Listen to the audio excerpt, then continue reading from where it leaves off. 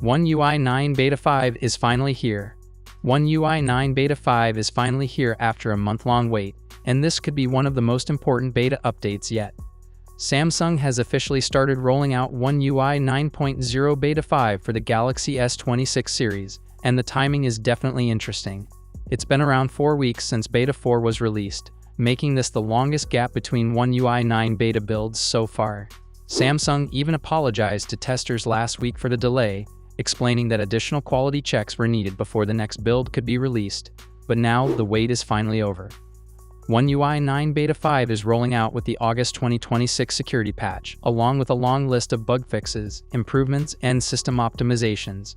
And there are some interesting changes included in this update. One of the biggest additions is a brand new warranty and care page inside settings. This gives users easier access to warranty information and device care details, making it much simpler to find important information about your Galaxy phone. But that's not all. Samsung has also fixed several issues across the system. The Settings app should now be more stable, with fixes for freezing and white screen problems. Samsung has also improved the camera widget on the lock screen, addressing slow performance and black screen issues when launching the camera.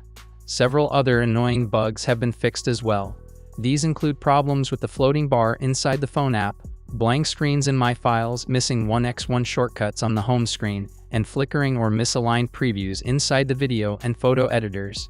Samsung has also worked on general screen flickering issues. Wi-Fi connectivity has received improvements too, with better connection stability and fixes for various connection errors. So while Beta 5 may not introduce a massive visual redesign, it looks like Samsung is focusing heavily on polishing the experience and fixing the bugs that could affect daily usage.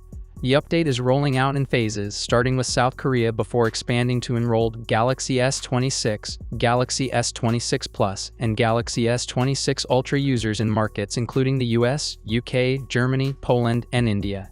And here's the biggest thing to keep in mind.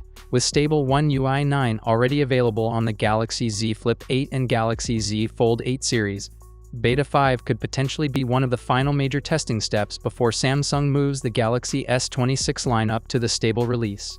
So Samsung is clearly getting closer to the finish line. Now the big question is, how soon will the stable One UI 9 update arrive for the Galaxy S26 series? What are your thoughts on One UI 9 Beta 5? Let me know in the comments section.